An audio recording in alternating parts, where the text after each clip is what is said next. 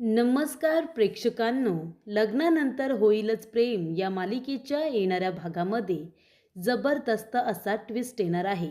तर प्रेक्षकांनो, मिथुन काका देशमुखांच्या घरी परत आलेले असतात. तेव्हा घडलेला संपूर्ण प्रकार मिथुन काकांना कळलेला असतो. त्यानंतर त्यांनी काव्य आणि पार्थ या दोघांमधील पुन्हा एकदा प्रेमसुद्धा बघितलेलं असतं आणि पार्थची नाराजीसुद्धा बघितलेली असते. काव्याचे एफर्टसुद्धा बघितलेले असतात. आणि तेव्हा प्रेक्षकांनो, मिथुन काकांनी काव्य आणि पार्थ या दोघांमधले गैरसमज दूर करण्याचा निर्णय घेतलेला असतो आणि त्यासाठी त्यांनी पार्थ बरोबर आता बोलायचं ठरवलेलं असतं. मिथुन काकाच्या इथे बोलण्यामुळे आणि त्याला समजवण्यामुळे पार्थच्या मनातील जीवा आणि काव्याबद्दल जो काही गैरसमज असतो तो आता कुठेतरी दूर झालेला असतो. मिथुन काकांनी पार्थजवळ बोलून त्याला व्यवस्थित समजावून इथे आता काव्या आणि जीवाची बाजू त्याच्यासमोर मांडत इथे त्याला समजावलेलं असतं. काव्या ही तुझ्यासाठी इथे आली आहे आणि तुला मनवण्यासाठी, कन्व्हिन्स करण्यासाठी ती इतके प्रयत्न करते, त्यामुळे तिच्यावरती राग धरण्यात काही अर्थ नाही आहे. तिने सुद्धा खूप मोठं काहीतरी गमावलं आहे, पण आता तिला तुला गमवायचं नाही आहे. झालं गेलं सगळं विसरून तिने जशी तुला संधी दिली तशी तू सुद्धा काव्याला एक संधी दे, तिला समजून घे, असं इथे प्रेक्षकांनो आता मिथुन काकांनी पार्थला समजावलेलं असतं आणि त्यांनी त्या दोघांना एकत्र आणण्यासाठी प्रयत्न केलेले असतात. मिथुन काकांनी दोघांमधले गैरसमज दूर करत त्या दोघांना एकत्र आणण्यासाठी आता प्रयत्न केलेले असतात. तर प्रेक्षकांनो, एका बाजूला इथे आता पार्थसुद्धा मनातली अडी बाजूला करत इथे आता काव्याजवळ बोलण्याचा प्रयत्न करतो. तेव्हा त्यांच्यामध्ये विषय निघालेला असतो तो आपल्या डिवोर्सचा. तेव्हा प्रेक्षकांनो, काव्याने आता महत्त्वाचा निर्णय घेतलेला असतो. काव्याने डिवोर्स पेपर फाडून टाकत इथे आता पार्थ बरोबर आपल्या आयुष्याची नवीन सुरुवात करण्याचा निर्णय घेतलेला असतो.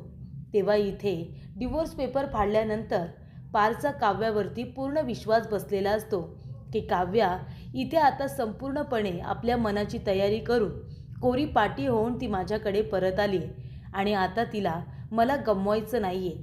तेव्हा इथे डिवोर्स पेपर फाडल्यानंतर पार्थसुद्धा काव्याकडे पुन्हा एकदा जाण्याचा निर्णय घेतो. तर प्रेक्षकांनो, येणाऱ्या भागामध्ये कशा पद्धतीने या गोष्टी पुढे घडत जातात आपण सविस्तरपणे बघूया. प्रेक्षकांनो, आपण बघितलं इथे काव्या पूर्ण प्रयत्न करत असते पार्थचं मन जिंकण्याचा. तेव्हा इथे काव्या म्हणालेली असते की पार्थ देशमुख, मी तुम्हाला जरासुद्धा त्रास देणार नाही. मी हवं तर गेस्ट रूममध्ये राहीन, तिथे राहूनसुद्धा मी तुम्हाला तुमच्यावरील प्रेमाची जाणीव करून देऊ शकते. तेव्हा इथे आता पार्थला खरं तर मनामध्ये एक वाईट वाटत असतं की माझ्यामुळे जीवा आणि काव्य एकत्र आलेले नाही आहेत, हे सगळं माझ्यामुळे झाले. पण प्रेक्षकांनो, तसं काहीही झालेलं नसतं. परिस्थिती वाईट असते, हे सगळं त्या वसुंधराने केलेलं असतं.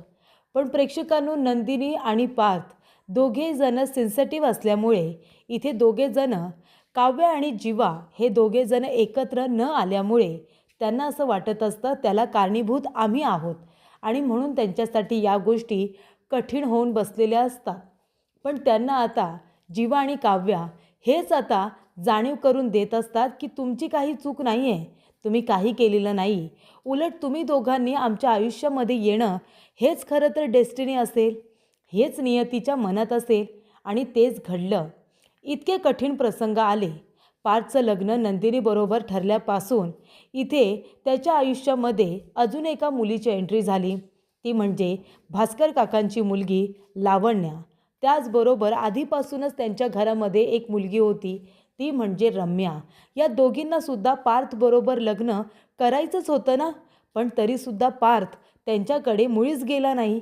त्याला तेव्हा नंदिनीबरोबर लग्न करायचं होतं, त्याने तिला पसंत केली होती. पण शेवटीला नियतीच्या मनामध्ये जर काव्याच लिहिली होती तर काव्या अशी ना तशी पण ती पारच्या आयुष्यातच गेली. तेव्हा प्रेक्षकांनो, इथे आता काव्या त्याचीच जाणीव करून इथे आता पार्थला सारखी सारखी देत असते, त्याच्यासाठी ते सगळं करत असते, ते सगळे एफर्ट्स ती घेत असते जे इथे पार्थने तिच्यासाठी घेतलेले असतात. तेव्हा प्रेक्षकांनो, इथे आता काव्या गेस्ट रूममध्ये झोपलेली असताना जो काही तिने एक बोका टेडी आणलेला आहे तो आता तिने स्वतःच्या शेजारी झोपवलेला असतो आणि त्याचा चष्मा बाजूला काढून ठेवलेला असतो. त्याच्या अंगावरती पांघरून वगैरे घातलेलं असतं आणि काव्या म्हणते की बोक्या, आता आपण सोबतच राहणार आहोत. आणि तेव्हा प्रेक्षकांनो, इथे आता ती गुड नाईट त्या टेडी बोक्याला म्हणते, पण तो गुड नाईट आता पार्थपर्यंत पोचलेला असतो. आणि तेव्हा इथे पार्थ हळूच आता उठतो आणि काव्याला गेस्ट रूममध्ये बघायला जातो. गेस्ट रूममध्ये गेल्यानंतर तो दरवाजा उघडून बघतो तर इथे काव्या त्या आता टेडीवरती छान असा हात ठेवून इथे त्याला जवळ घेऊन झोपलेली असते. आणि तेव्हा ते चित्र बघितल्यानंतर इथे आता पार्थला जणू काही त्या टेडीऐवजी आपणच तिथे आहोत आणि काव्याने आपल्यालाच प्रेमाने पकडलं आहे असं त्याला वाटतं. तो तिच्याकडे आता प्रेमाने बघतो. तिच्या अंगावरती पांघरून टाकून पार्थ आता आपल्या रूममध्ये गेलेला असतो. तेव्हा त्याच्या मनाने सुद्धा त्याला समजवलेलं असतं. जेव्हा इथे जीवा नंदिनीचं लग्न झालं आणि काव्य पार्थचं लग्न झालं तेव्हा इथे नंदिनीने ठामपणे आता आपलं लग्न स्वीकारण्याचा प्रयत्न केला आणि इथे सगळं काही विसरून ती पार्थबरोबर एका मैत्रिणीसारखी बोलायला लागली. तेव्हा तिने मन जसं आपलं ठाम केलं होतं तसंच आता काव्याने सुद्धा केले.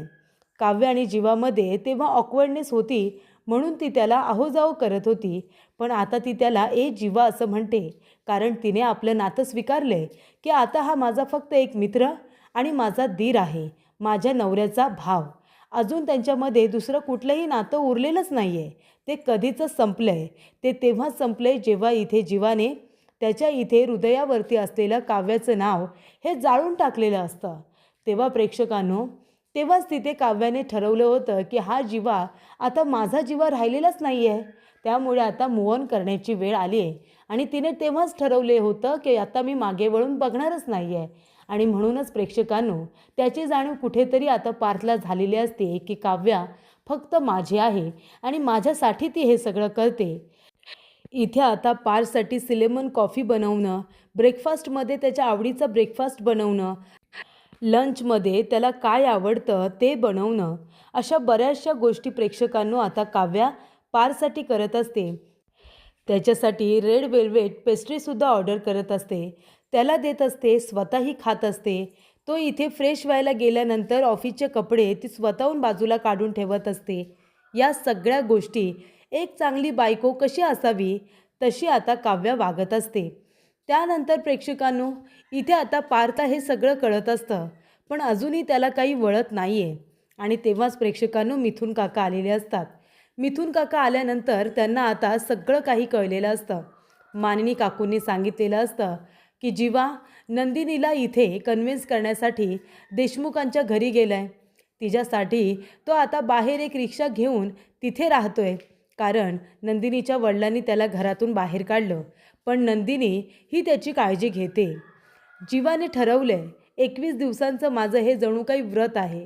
21 दिवस मी माझ्या बायकोला कन्व्हिन्स करण्यासाठी तिच्या घराबाहेर इथेच राहणार आणि जेव्हा ती मला होकार देईल ना तेव्हा याच रिक्षामधून मी तिला माझ्या घरी म्हणजे देशमुखांच्या घरी परत आणणार. हे आता ठरवले जीवाने नंदिनीसाठी. तर काव्य इथे परत आली आहे. काव्याने ठरवले काहीही झालं तरीसुद्धा ती त्याच्या बोक्याला कन्व्हिन्स केल्याशिवाय राहणार नाही कारण तिला आता त्याच्याबरोबरच इथे राहायचं आहे. पण अजून पार्थ काही तिला पूर्णपणे माफ करायला तयार नाही आहे. तेव्हा प्रेक्षकांनो, इथे आता पार्थ हा आता जेवणाच्या टेबलवरती काव्य त्याला इतकं हसवत असते, इतकं बोलत असते, त्याच्यासाठी श्रीखंड करते, ते सगळं तो खातो, पण तरीसुद्धा तिच्याकडे प्रेमाने बघत नाही, बोलत नाही. त्याच्या नजरेमध्ये इथे उदासीनता असते. तेव्हा मिथून काका जेवल्यानंतर पार्थच्या रूममध्ये जातात आणि म्हणत असतात, काय पार्थ कसा आहेस? तेव्हा पार्थ म्हणतो, काका मी ठीक आहे. तेव्हा इथे मिथून काका म्हणत असतात की आधीचा पार्थ कुठे गेला, जो काव्याच्या मागे पुढे करत होता, ज्याला काव्याच्या हर एक गोष्टीवरती हसायला यायचं, काव्याचा तो स्वभाव त्याला भरभरून आवडायचा, तो पार्थ कुठे गेला? तेव्हा पार्थ आता म्हणतो की मिथून काका, तो पार्थ आता तेव्हाच निघून गेला जेव्हा 16 डिसेंबरला जे काही घडलं ते त्याच्या समोर आलं. मिथून काका म्हणतात, काय घडलं सांग ना, तुला काय असं वाईट वाटलं त्याच्यामुळे तू असा वागतोयस? आता काव्य इथे परत आली आहे तुझ्यासाठी. तुझ्यासाठी ती इथे परत आली आहे तुला कन्व्हिन्स करण्यासाठी. जीवा तिकडे थंडीमध्ये बाहेर राहतोय नंदिनीसाठी. तुम्ही विचार करा ना, आता आपलं प्रेम मिळवण्यासाठी ते दोघेजण इतकं लढतायत. त्यावेळेला जर ते एकमेकांना मिळवण्यासाठी असे लढले असते तर ते दोघेजण एकत्र आलेच असते ना? सांगा बरं तुम्ही. पण त्या दोघांनी तेव्हा स्वार्थी विचार केला नाही. आपल्या कुटुंबाचा विचार केला, आपल्या बहिणी भावाचा विचार केला आणि तुम्ही त्याच दोघांना चुकीचं ठरवताय. त्या दोघांनी बिचाऱ्यांनी आपल्या प्रेमाचा त्याग केला. का? तर नंदिनीला वाईट वाटायला नको. का? तर पार्थला वाईट वाटायला नको. त्यांच्या आयुष्यामधून आधीच त्यांचे एक एक पार्टनर गेलेले आहेत. आता जर आपण त्यांना सत्य सांगितलं तर ते दुखावले जातील. म्हणून त्यांनी हे सत्य तुमच्यापासून लपवलं ना? काव्याने तुला सांगण्याचा प्रयत्न केला नाही का पार्थ? तुला नक्की राग कसला आलाय? तेव्हा काव्या इथे बऱ्याच वेळा पार्थला सांगण्याचा प्रयत्न करत होती तिच्या पास्टबद्दल. तेव्हा इथे पार्थ म्हणतो की तिने मला सांगण्याचा प्रयत्न केला होता पण मीच ऐकून घेतलं नाही. तेव्हा मिथुन काका म्हणतात मग चूक कुणाची? काव्याची. आता ती तुला इथे कन्व्हिन्स करण्यासाठी तुला मिळवण्यासाठी ती परत आली आहे. ती जीवाला विसरून गेली आहे.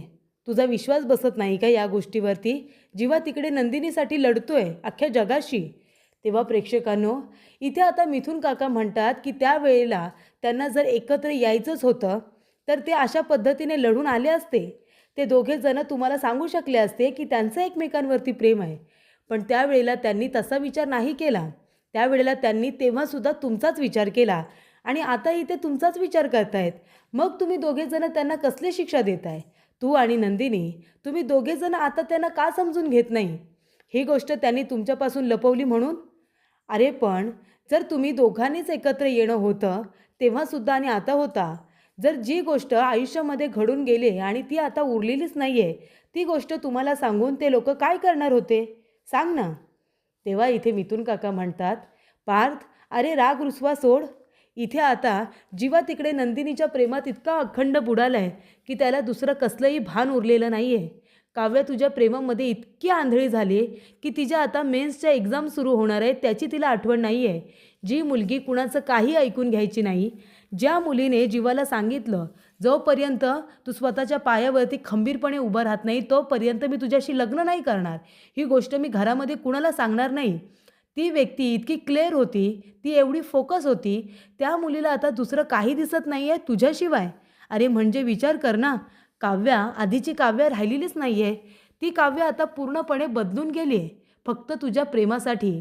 त्याच्यामुळे त्यांच्यावरती रागवण्यापेक्षा आता त्यांना तुमच्याही प्रेमाची तेवढीच गरज आहे. आधीचं सगळं विसरून जसं तुम्हाला जायचं आहे तसं त्यांनाही जायचंच आहे ना. म्हणजे त्यांनी तुमचा विचार केला हा त्यांनी गुन्हा केला का? तेव्हा तुम्ही त्यांना त्या गुन्ह्याची शिक्षा देताय. मिथुन काकांनी आता चांगले पार्थला खडेबोल सुनावून त्याला इथे परिस्थितीची जाणीव करून दिलेली असते. काव्य आणि जीवाच्या धडपडीची जाणीव करून दिलेली असते. एवढं सगळं करूनसुद्धा तुमच्या मनाचा विचार करूनसुद्धा तुम्ही त्याच दोघांना दोषी ठरवताय. म्हणजे त्यांनी कुटुंबाचा तुमचा विचार केला ही त्यांची चूक झाली का?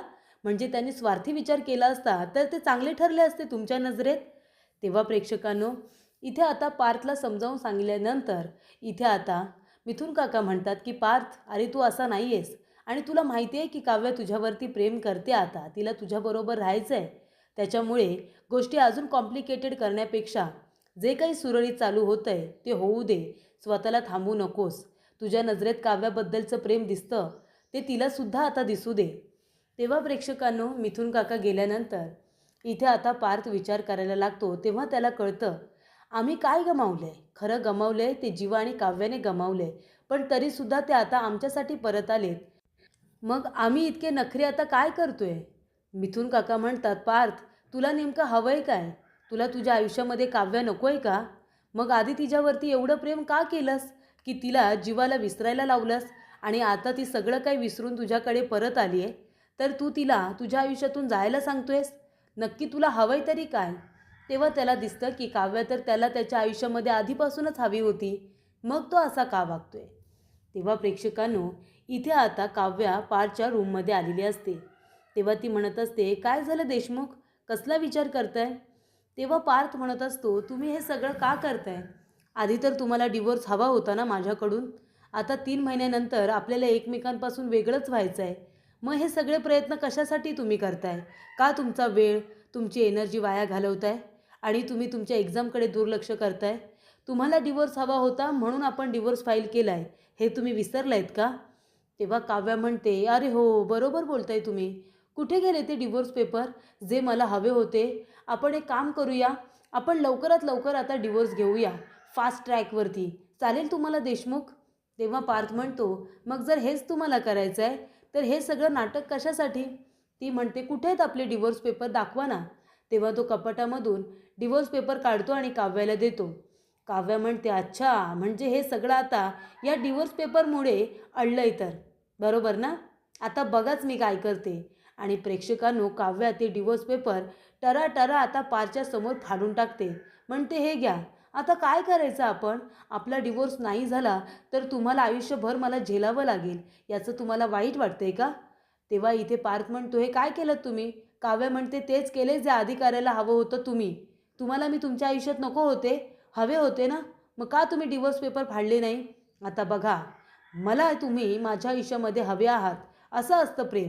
तुम्ही मला हवे आहात, मग मी आता ते डिवोर्स पेपर ठेवून काय करू? मी ते फाडून टाकलेले आहेत."